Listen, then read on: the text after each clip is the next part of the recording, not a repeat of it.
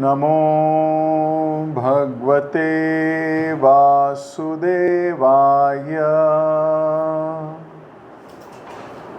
ॐ नमो भगवते वासुदेवाय। ॐ नमो भगवते वासुदेवाय। हरे कृष्ण। आप सभी वैष्णव भक्तवृंद का बहुत बहुत हार्दिक स्वागत। हम सब लोग मिलकर ग्रंथराज श्रीमद् भागवतम का श्रवण पठन कर रहे हैं। 5वें स्कंद पर हैं। पहला अध्याय है महाराज प्रियव्रत का चरित्र। पिछले कुछ दिनों में हम पढ़ रहे हैं कि किस प्रकार महाराज प्रियव्रत के गुणों का वर्णन किया जा रहा है, उनके चरित्र का वर्णन किया जा रहा है। पिछले कुछ श्लोकों में हमने पाया कि किस प्रकार इन्होंने सप्त द्वीपों का निर्माण कर दिया है और एक एक द्वीप को अपने एक एक बेटे को बांट दिया है।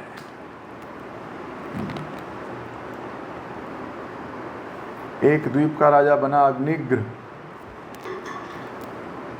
इद्म जिह्वा यज्ञ बाहु, एक का हिरण्यरेता, एक का घृत पृष्ठ, एक का मेधातिथि, एक का वितिहोत्र।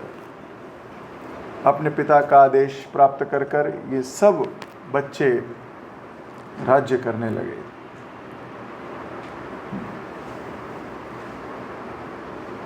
हमने पिछली क्लास में पढ़ा था कि राजा प्रियव्रत ने, जो उनकी पुत्री थी एक ऊर्जस्वती, उसका विवाह शुक्राचार्य से कर दिया था, जिसके गर्भ से देवयानी नामक पुत्री उत्पन्न हुई थी। तो इस प्रकार सबका विवाह हो गया, सबको उन्होंने सेट कर दिया। तो शुकदेव गोस्वामी परीक्षित महाराज को जब ये समझा रहे थे तो परीक्षित महाराज के चेहरे की थोड़ी रंगत बदलते हुए इन्होंने देखा कि कहीं मैं तो एक ऐसे व्यक्ति का चरित्र का वर्णन कर रहा हूं जो भक्तों में भक्त है, बहुत श्रेष्ठ है, लेकिन अभी बातें हो रही हैं, उसका विवाह हो गया, वो राजा बन गया, उसने ये कर लिया, वो कर लिया। तो कहीं परीक्षित महाराज उन्हें नॉर्मल कर्मी व्यक्ति ही ना समझ लें। ये बात शुकदेव गोस्वामी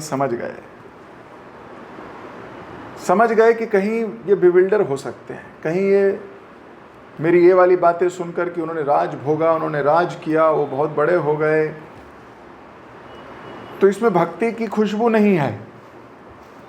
तो कहीं ऐसा ना हो कि परीक्षित महाराज को लगने लगे कि ये कर्मी है और इसका वर्णन किया जा रहा है। तो परीक्षित महाराज को बताने के लिए शुकदेव गोस्वामी कहने लगे कि हे राजन, जिस भक्त ने भगवान के चरणारविंद की धूली में शरण ले ली हो, चरण की शरण नहीं लिया है, चरण की धूली की शरण ली है, उसे भूख प्यास शोक मोह जरा मृत्यु मन और 6 इंद्रियों को जीत सकता है, उसके लिए ये सब कार्य इंपॉर्टेंट नहीं रह जाते। किंतु भगवान के जो शुद्ध भक्त के लिए ये कोई आश्चर्यजनक बात नहीं है, क्योंकि भगवान का भक्त 4 वर्ण से अलग ही क्यों ना हो,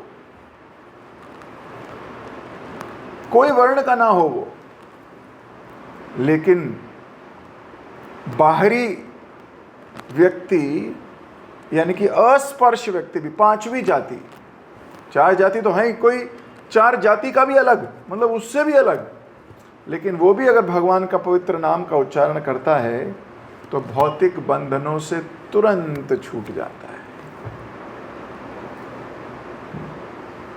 इस पर चर्चा हो रही थी कि किस प्रकार जो भगवान के भक्त हैं वो पूर्णतः शुद्ध होते हैं, वो गंगा को भी शुद्ध करते हैं।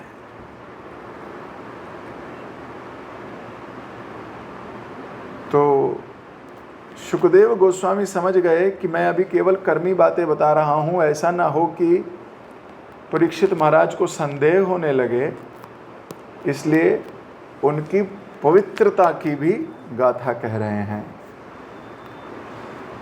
और सूक्ष्म शरीर की चर्चा हो रही थी कि जिसका सूक्ष्म शरीर यानी मन बुद्धि अहंकार कृष्ण के चरणार बिंद पे लग चुका, वो फॉल्स ईगो ट्रू ईगो में बदल चुकी, वो जो मन है वो पांचों इंद्रियों के साथ उन सबको ले ला के भगवान की सेवा में लगा रहता है। जो बुद्धि है वो नई नई योजनाएं बनाती रहती है कि भगवान को संतुष्टि कैसे मिले।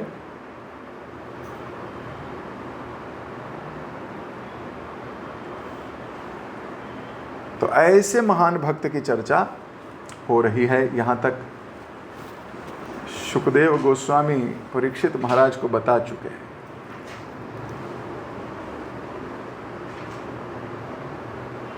अब इसके आगे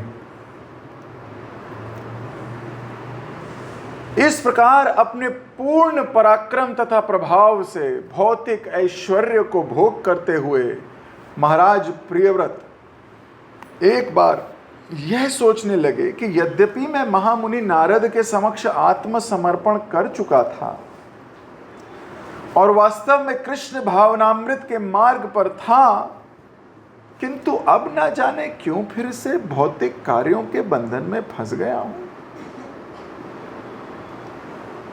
इस प्रकार उनका मन अशांत हो उठा। वे विरक्त होके बोले। तो हालांकि वे पूर्णतः कृष्ण भावनामृत में है, लेकिन फिर भी जो भक्त है ना, वो थोड़ी सी भी अपनी त्रुटि, थोड़ी सी भी गंदगी, थोड़ी सी भी भोग वृत्ति उसको दिखती है तो वो अपने को ग्लानि करने लगता है। वो अपने को है ना बोलने लगता है, गलत बोलने लगता है, बोलता है ये तो बहुत गलत बात है, ये मेरे को क्या हो गया, ये मैंने क्या सोच लिया, ये मेरे को नहीं करना चाहिए था, ऐसा मुझे नहीं करना चाहिए, ये तो सही बात नहीं है। ऐसा करके सोचने लगा। तो प्रियव्रत महाराज भी वही सोच रहे हैं। जैसे एक शुद्ध भक्त हल्की सी भी, जैसे परीक्षित महाराज ने गले में सांप डाल दिया तो वो सोचने लगे कि ये मेरे से क्या हो गया, मैं तो ऐसा नहीं करता। लेकिन दिव्य योजना होती है भगवान की। तो भक्त हल्का सा भी उसके मन में किसी चीज को भोगने की इच्छा जाग जाए, कोई द्वेष आए इत्यादि, तो वो अपने को रोकता है। और जो भक्तों की निंदा करता है उसके प्रति क्रोध नहीं आ रहा तो भी अपनी निंदा करता है। क्यों? क्योंकि क्रोध भक्त द्वेषी जन है। पर वो कहते हैं मेरे को क्रोध क्यों नहीं आ रहा? That means there is problem.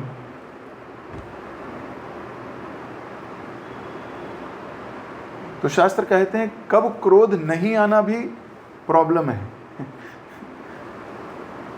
तो हर वस्तु कृष्ण की सेवा में यूज होती है। तो जैसे काम बढ़ गया, प्राइड आ गई, तो अपने को धिक्कारता है कि ये मैं क्या कह रहा हूं। इसीलिए भक्ति विनोद ठाकुर हम सब भक्तों को राय देते हैं कि सुबह उठो तो अपने मन को 100 झाड़ू से मारो और रात को अपने मन को 100 जूतों से मारो। अब इसका अभिप्राय क्या है? इसका अभिप्राय है सुबह क्या करते हो? घर में झाड़ू सुबह लगाते हो, रात को लगाते हो? सो सुबह अपने हृदय की गंदगी निकालने के लिए प्रण लो।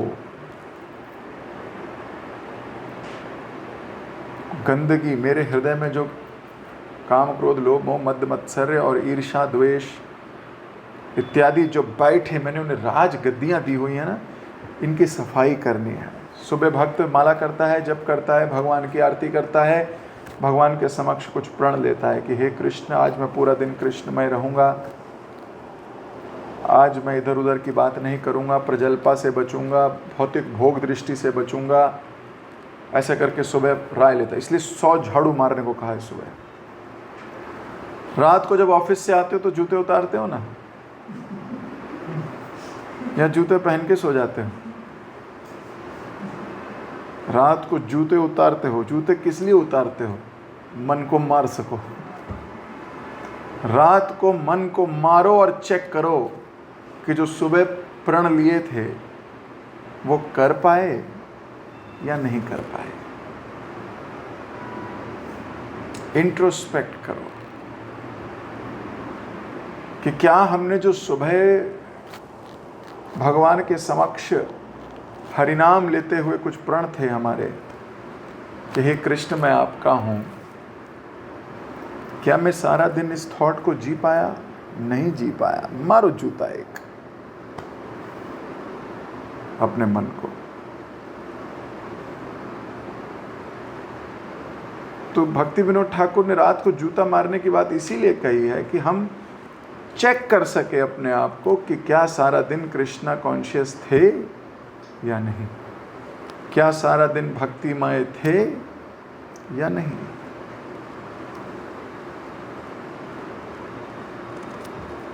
This is what has been taught. तो भक्त को हल्का सा भी गलती होती है ना तो वो विचलित हो जाता है, और जिनको गलतियां करने की जिनको आदत पड़ गई है ना वो बड़ी बड़ी गलतियां करते हैं तो पर उनको होता कुछ नहीं है। जो वैष्णव अपराध के प्रति बड़े संजीदा है ना वो थोड़ा सा भी अपराध नहीं होने देते। थोड़ा सा होता है वो परेशान हो जाते हैं कि उस भक्त को मैंने काट दिया था, अरे उसकी बात पूरी नहीं हुई, मैंने बोल दिया, ये तो गलत किया मैंने। बिल्कुल ऐसा, बिल्कुल क्लियर है वो। प्रणाम नहीं किया, अरे मैंने प्रसाद उनको पूछा नहीं, अरे मैंने उन्हें पानी नहीं दिया, मैंने उनको, वो एकदम से है ना घबरा जाएंगे। वैष्णव अपराध के प्रति बड़े सतर्क रहेंगे।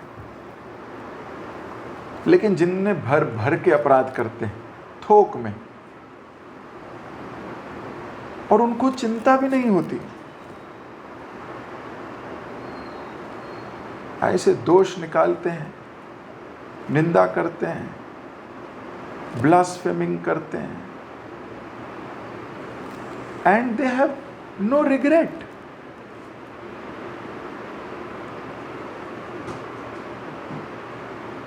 पर जो शुद्ध भक्त है आप देखोगे वो बड़ा परेशान हो जाएगा, उससे वो गलती नहीं करना चाहता।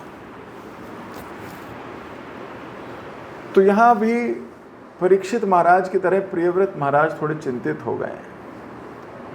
हालांकि वो शुद्ध भक्त हैं, उनको चिंता करने की आवश्यकता नहीं, उन्होंने कृष्ण के चरणार विंद की धूल का आश्रय लिया हुआ है, लेकिन फिर भी कह रहे हैं नहीं मैं तो भोगा, मैंने भोगा। तो आपने अगर बिना भोग लगा हुआ खाया कभी तो भोगा है ना, वो तो भोग है। तो हमारे अंदर भोग वृत्ति आई इसलिए हमने खाया, तो हमारे अंदर क्या इतना विचलित होता है कि वो मैंने भोग लिया बिना कृष्ण को दिए, बिना कृष्ण की प्रसन्नता के। शुद्ध भक्त हैं, उनको चिंता होती है। कई भक्तों को बहुत चिंता है, वो केवल वैष्णवों के हाथ का खाएंगे, बहुत चिंतित हैं वो कि उनकी कॉन्शियसनेस बिगड़ जाएगी, बहुत कॉन्शियस है। कईयों को कोई कॉन्शियसनेस नहीं है, लाओ अरे लाओ मटर पनीर लाओ, गोलगप्पे लाओ, टिक्की पापड़ी लाओ, क्या फर्क पड़ता है। पर those who are conscious, they are conscious, they are very पक्का। क्यों? They consider themselves weak. आप जितने शुद्ध होते जाओगे आप अपने को उतना वीक कहोगे कि मेरी कॉन्शियसनेस अच्छी नहीं है, थोड़ा सा भी मैंने गलत खा लिया या थोड़ा सा मैंने भोग लिया तो मेरी कॉन्शियसनेस बिगड़ जाएगी। और जो पत्थर हैं, पत्थर उनको कोई फर्क नहीं पड़ता, वो अपने से नीचे वालों का उदाहरण लेंगे। वो कहेंगे अरे वो भी तो इतने 20 साल वाला भक्त है, वो भी तो यही करता है, वो 30 साल वाला भक्त है, वो भी तो ये करता है। अरे भाई शास्त्र क्या कहते हैं तब नहीं सुनाई देता तुमको? अपने मतलब में शास्त्र लाते हो और अपने मतलब में शास्त्रों को साइड कर देते हो। भाई अपना बेनिफिट होना चाहिए उस वक्त का। नो, दिस इज अ कच्चा devotee. So at least we should try. At least जो दीक्षित हैं उनके लिए तो ये धर्म है, अनिवार्य है, that they should try कि अपनी कॉन्शियसनेस को बचाएं। सो प्रियव्रत महाराज को भी ऐसा लग रहा है मैं फंस गया हूं, मन अशांत हो गया है, विरक्ति आ रही है, अभी बुरा लग रहा है उनको।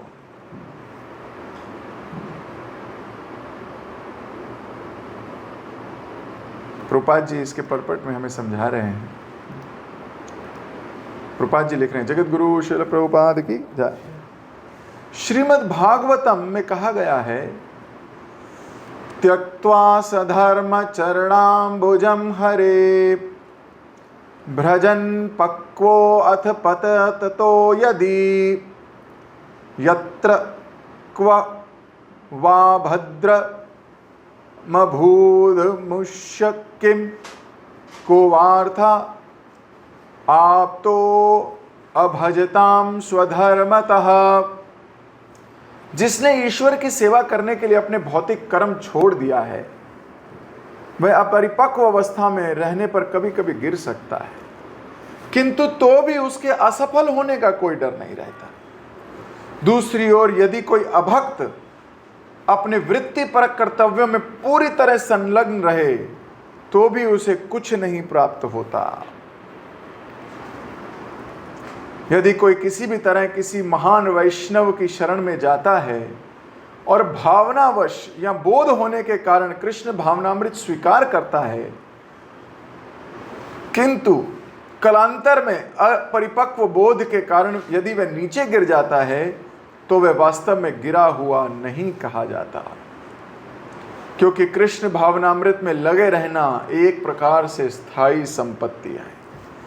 अतः यदि कोई नीचे गिरता है भी तो कुछ काल के लिए उसकी उन्नति रुक सकती है, किंतु उपयुक्त अवसर आने पर वह फिर अवश्य दिखाई पड़ेगा।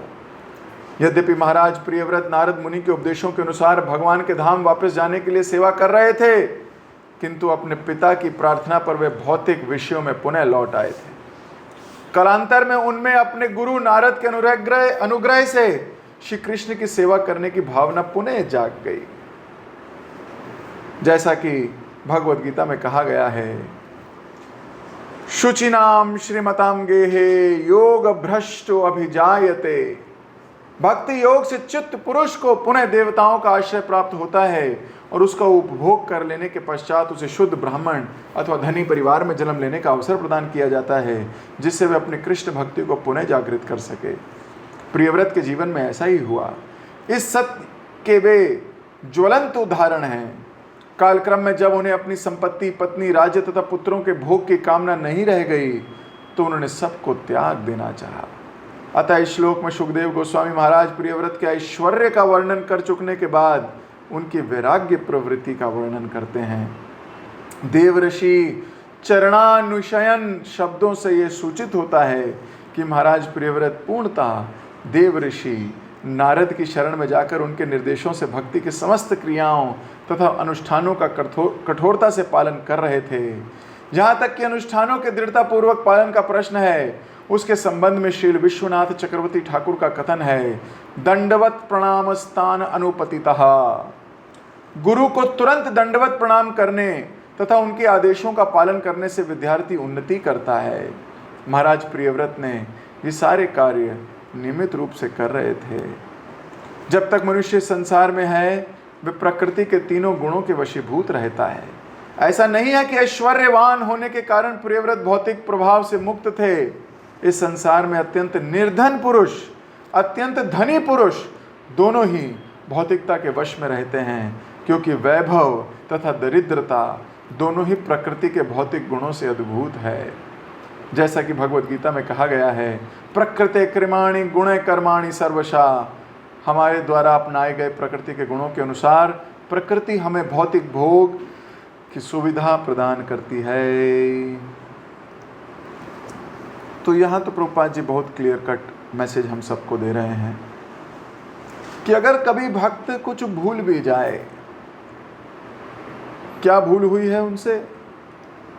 भौतिक भोग कर रहे हैं। वैष्णव अपराध नहीं हुआ है, भोग करने की वृत्ति आई है। भोग करने की वृत्ति व्यक्ति की आ भी जाए पर वो ज्यादा भोग कर नहीं पाएगा, क्योंकि कृष्ण एक बार जब घुस चुके होते हैं तो फिर उन्हें निकालना बहुत मुश्किल है। ये तो सिर्फ वैष्णव अपराध है जिसकी वजह से व्यक्ति गिर जाता है, मर जाता है, फिनिश हो जाता है भक्ति में। भले ही आडंबर के लिए वो भक्ति करता रहे, लेकिन उसके हृदय में गोविंद विश्राम नहीं करते। अन्यथा भोग वृत्ति तो एक प्रकार का पाप है, ये अपराध नहीं है, पाप है। व्यक्ति दोबारा चांस मिलता है उसको उठने का, दोबारा चांस मिलता है उसको उठने का। और भगवान गीता में भी बता रहे हैं और यहाँ भागवतम में भी, और प्रभुपाद जी ने भी कहा कि भले ही वो थोड़ी देर के लिए गिर जाए, पर वास्तव में उसे गिरा हुआ नहीं कहा जा सकता। कुछ काल के लिए उसकी सेवा रुक जाएगी, कुछ काल के लिए वो शांत हो जाएगा, कुछ काल के लिए भक्ति स्थिर हो रुक जाएगी, प्रोग्रेस नहीं होगी, भक्ति लता रुक गई है, लेकिन बाद में फिर उसके हृदय में वैराग्य जरूर जागेगा। देखो कितनी बड़ी अभय प्रदान कर रही है भागवतम हमें। कुछ त्रुटि हुई है तो हम उससे वापस आ सकते हैं, लेकिन जानबूझ के गलती मत करना।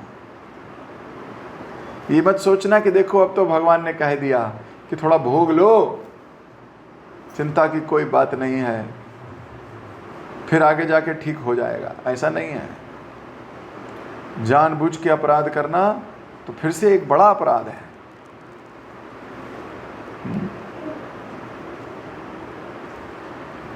सो भगवान नाम के बल पर अपराध करना, याद है, अपराध है। जो हम सुबह 10 नाम अपराध दोहराते हैं, उनमें से एक अपराध है ये।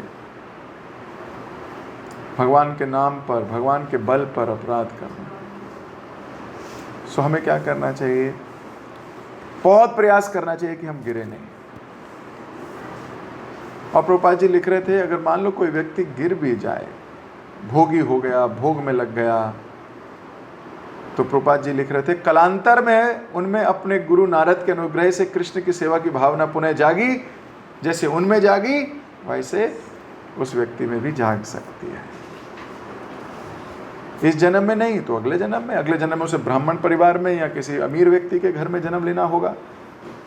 क्यों? ताकि उसे रोजी रोटी के लिए भागना ना पड़े, और आराम से भक्ति कर सकता है।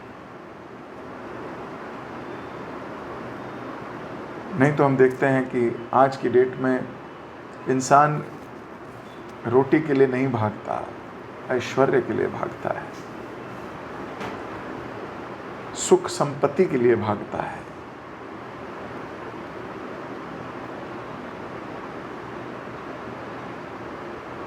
स्टेटस ऑफ लिविंग के लिए भागता है। उसका स्टेटस हाई होना चाहिए, उसका लिविंग स्टेटस हाई होना चाहिए। भौतिक संसार में लोग इसीलिए तो भाग रहे हैं। थोड़ी समय पहले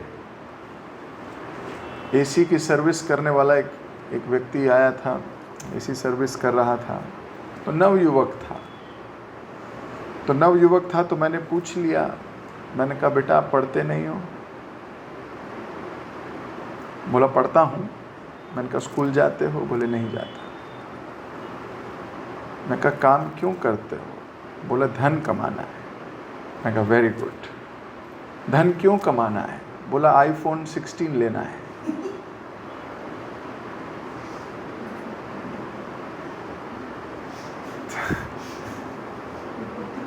तो मैंने उससे पूछा कि तो पढ़ोगे कब, केवल आईफोन के लिए कर रहे हो? बोले जी, जिस दिन इतना धन हो गया कि आईफोन की इंस्टॉलमेंट चुका पाऊं, उस दिन छोड़ दूंगा काम। इतना ही काम है। अगली बार फिर वो जब सर्विस करने आया तो आईफोन 16 के साथ आया।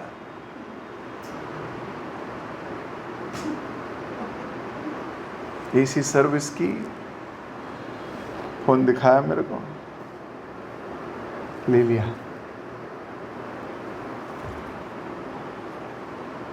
मैं कहा अच्छी बात है। सो समझिए, मैं देख रहा था कि आज की युवा पीढ़ी उसको किस लिए उसको स्टेटस, माई स्टेटस,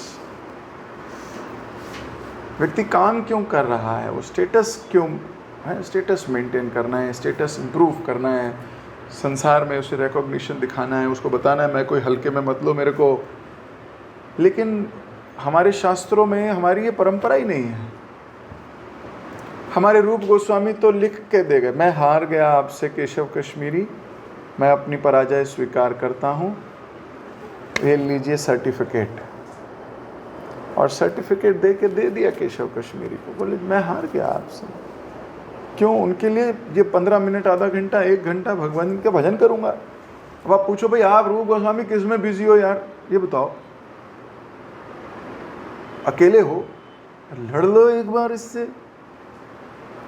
लेकिन हमारी परंपरा, रूप गोस्वामी जी हमारी परंपरा का मूड दे रहे हैं। नहीं, हमें कोई दिखाना नहीं है किसी को कि हम कितने बड़े हो गए हैं। लेकिन ये भौतिक डिजायर ना बचपन से कहीं अंदर दबी हुई है, संसार को दिखाने की, रिश्तेदारों को दिखाने की। है ना, गुप्ता जी का लड़का, वर्मा जी का लड़का, शर्मा जी का लड़का यहाँ तक पहुँच गया। ये कहीं से बड़ी सूक्ष्म तरीके से अंदर घुसी हुई है। झटके से है, जैसे चिड़िया नहा के निकलती है तो झटके से पानी झाड़ देती है ना, ऐसे झाड़ देना है ये सब चीज़ों को हमें।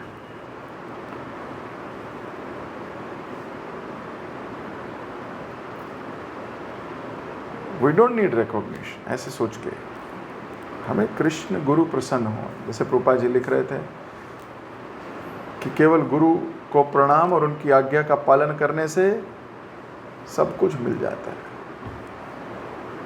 सब कुछ मिल जाता है।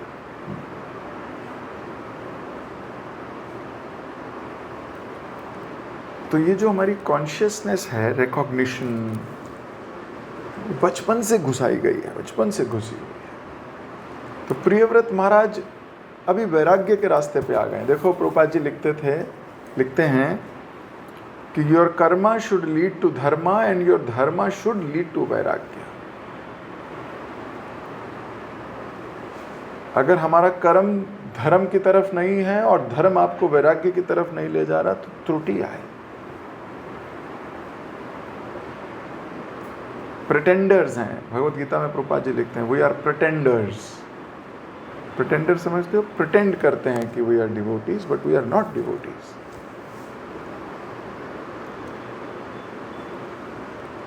सो ये ध्यान रखना है हमको, बहुत ध्यान रखना है।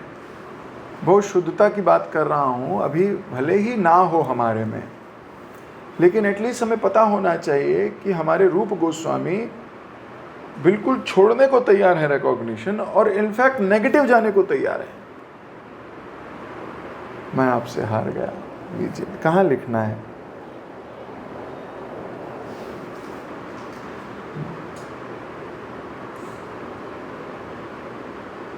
सो दिस इज आवर परंपरा। गुरु की आज्ञा मानी। अब हर बार ऐसा भी नहीं होना है। गुरु कह रहे हैं लड़ना है। अर्जुन बोले ना, अर्जुन को भगवान क्या बोले? लड़ना है अब अर्जुन। अर्जुन कह रहे नहीं, छोड़ देते हैं, अच्छा नहीं लग रहा है, सही चीज़ नहीं है, इतने अपराध हो जाएंगे, इतने पाप हो जाएंगे, इतने घर परिवार उजड़ जाएंगे, ये कौन सी आप मेरे को, कहाँ मेरे को आप ये गलत गाइडेंस दे रहे हो। लेकिन बोला लड़ना है तो लड़ा। तो इसलिए प्रभुपाद जी लिखे कि सेंटिमेंटल डिवोटी नहीं बनना है कि सेंटिमेंट्स हैं हमारे। गुरु को प्रणाम करो और उनकी आज्ञा का पालन करने में है सारा फल मिलता। मैं नहीं कह रहा, आप स्वयं पढ़िए, भागवतम पढ़िए, देखिए। और ऐसे नहीं बोले तुरंत दंडवत प्रणाम करने से, ऐसा नहीं है कि थोड़े समय में कर देंगे। दंडवत प्रणाम स्थान अनुपतितः, तुरंत दंडवत प्रणाम करना तथा उनके आदेशों के पालन करने से विद्यार्थी की उन्नति होती है। सो कॉन्शियस डिसीजंस हैं ये, हमारे कॉन्शियस डिसीजंस हैं, कोई सेंटिमेंटल डिसीजन नहीं, कॉन्शियस डिसीजंस हैं कि how should we deal, how should we live.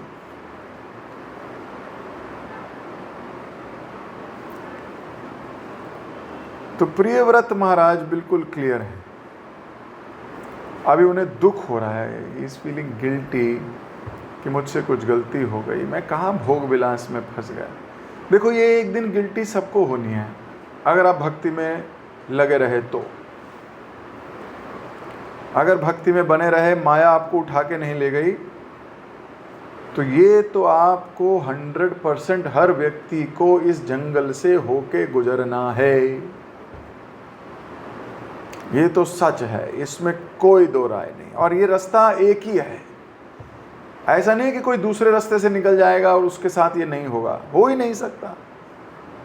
मन को जीतना हर वैष्णव को पड़ेगा, हो ही नहीं सकता कि आपको ना जीतना पड़े। बोले नहीं हम निकल जाएंगे आराम से, ऐसा हो ही नहीं सकता कि आपकी परीक्षा ना हो। शुद्धतम से शुद्धतम भक्त की हुई है, क्या प्रहलाद महाराज की नहीं हुई? हर एक को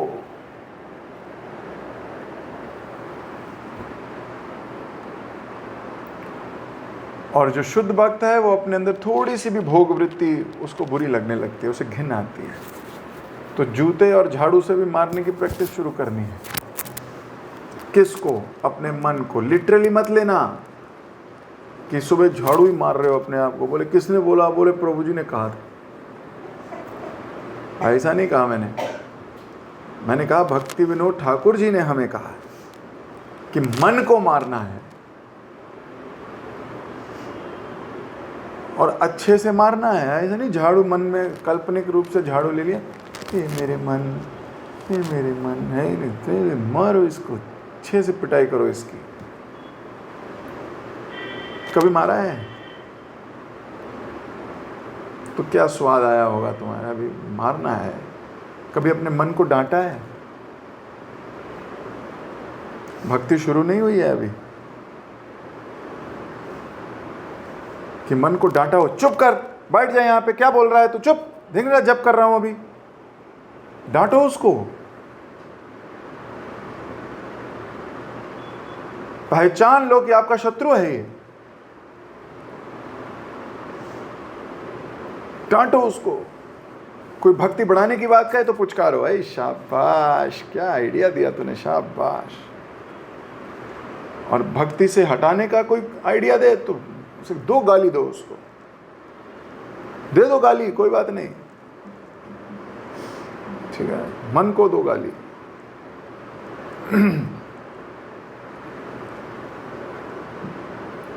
बोलो हे वैशाख नंदन, वैशाख नंदन समझते हो? संस्कृत बहुत सुंदर भाषा। मैं किसी को बोलो हे वैशाख नंदन, ओह फिर से बोलो प्रभु जी, बड़ा सुंदर लग रहा है।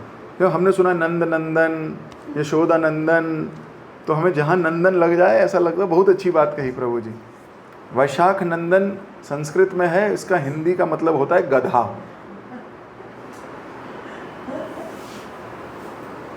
ठीक है, तो ऐसे अपने को बोल देना, हे वैशाख नंदन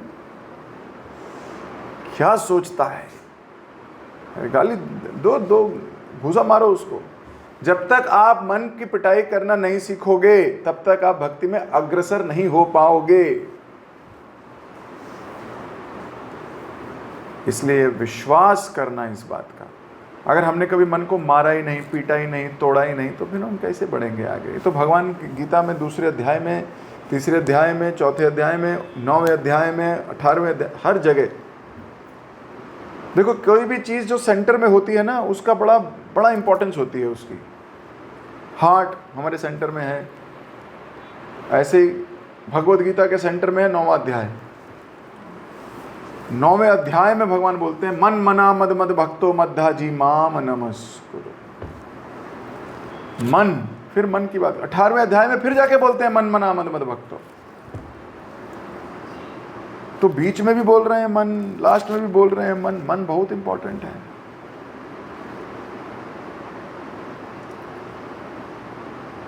सो तुरंत प्रणाम करो। और अगर भोग वृत्ति आई है तो शुद्ध हो अगर, तो आप अपने से घिन करोगे, डांटोगे अपने आप को। माधवेंद्रपुरी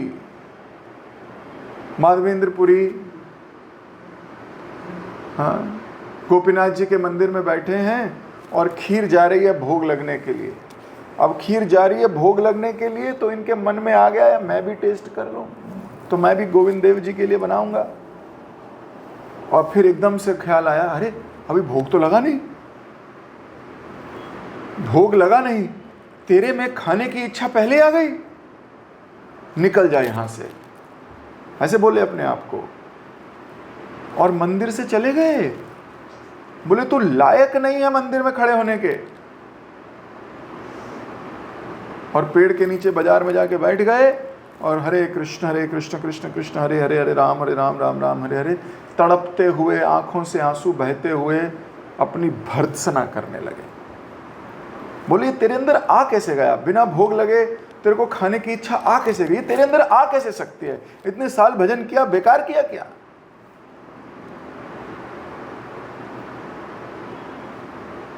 सोचो, क्या हमारे मन में कभी ऐसी इच्छा नहीं आई।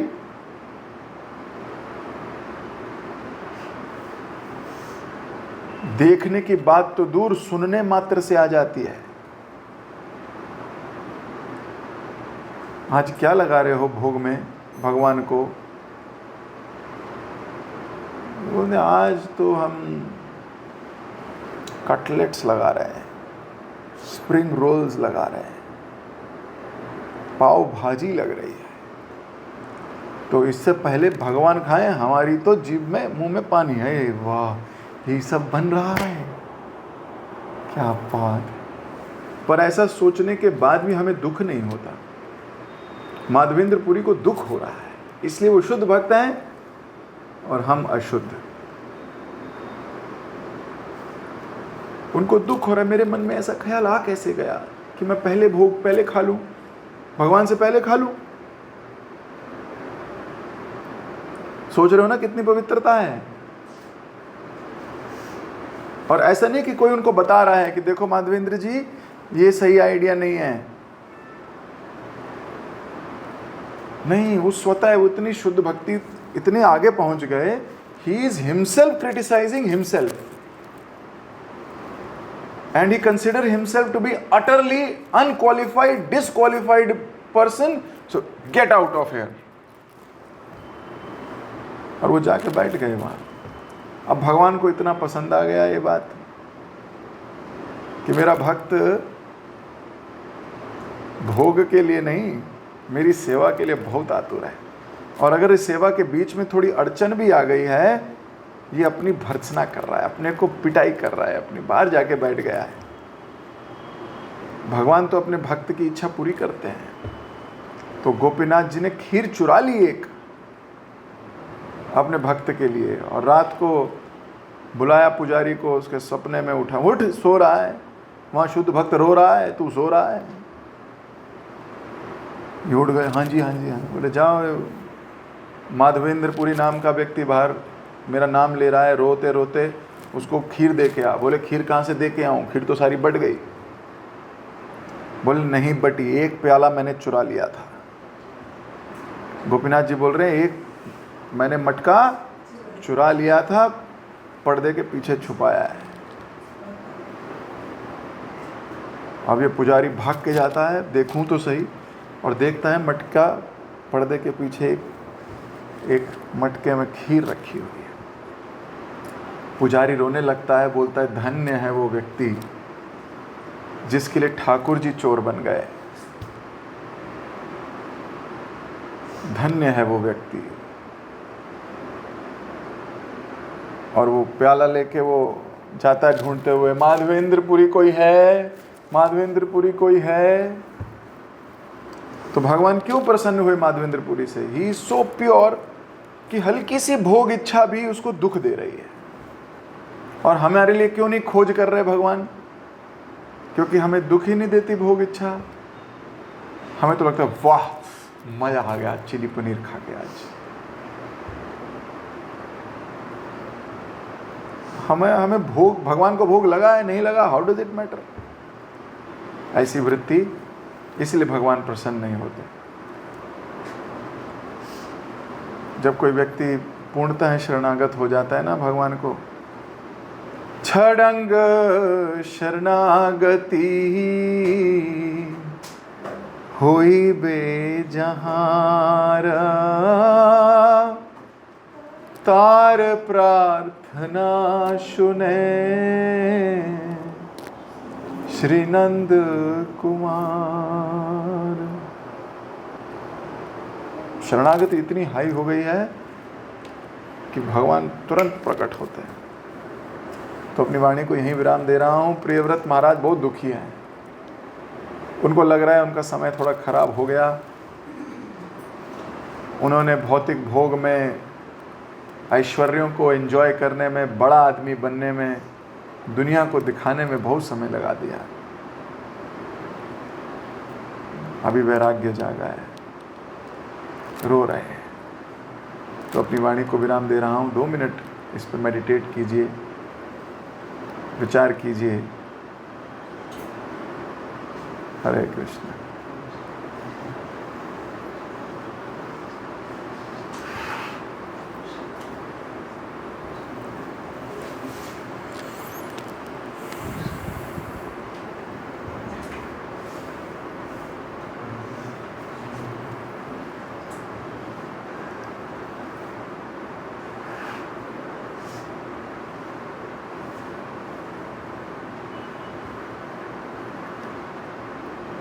हरे कृष्ण।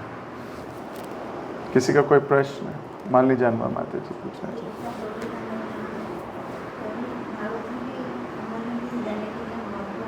धन्यवाद आपको। क्योंकि निरंतर एक जिज्ञासा हो रही है कि प्रियव्रत कितने महान भक्त थे, तो उन्होंने अपनी पुत्री का विवाह राक्षसों के गुरु शुक्राचार्य से क्यों किया? माता जी पूछ रही हैं कि प्रियव्रत इतने महान भक्त थे पर अपनी पुत्री का विवाह शुक्राचार्य से क्यों किया, राक्षसों के गुरु। सो माता जी राक्षसों के गुरु कौन है? पिता कौन है? पिता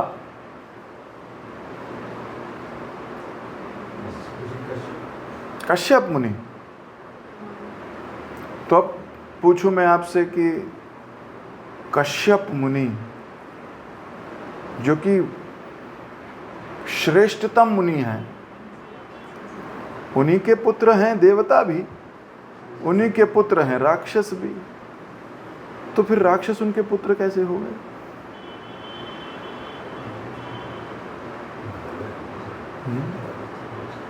भगवान की योजना है, शुक्राचार्य राक्षसों के गुरु हैं, लेकिन इसका अर्थ ये नहीं कि वो भी करप्ट आदमी है। अगर वो बहुत करप्ट होते तो भगवान पहले उन्हीं को मारते। मृत संजीवनी मंत्र सिर्फ उन्हें ही पता है और किसी को नहीं। और इसलिए इस पे संदेह मत कीजिए कि उन्होंने अपनी पुत्री किसको दी। और हो सकता है तब तक राक्षसों के इतने बड़े गुरु नहीं रहे हों वो, तो आप अनुमान लगा रहे हो। 7 ऋषि हैं, सर्वश्रेष्ठ ऋषि। कौन कौन है मालूम है? सप्त ऋषि बोलते हैं, 7 ऋषि, सबसे बड़े ऋषि 7। कौन कौन है? चलो होमवर्क याद कर, कल की क्लास में बताएंगे हम आपको।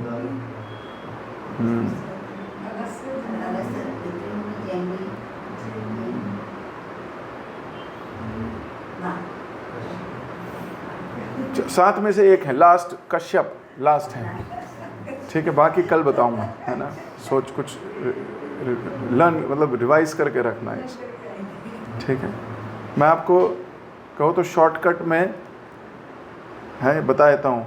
एक का नाम वी से है, एक का नाम जे से है, एक का नाम बी से है, एक का नाम फिर जी से है, एक का नाम ए से है, फिर वी से है, फिर के से है। V J B G A V K, V J B G A V के।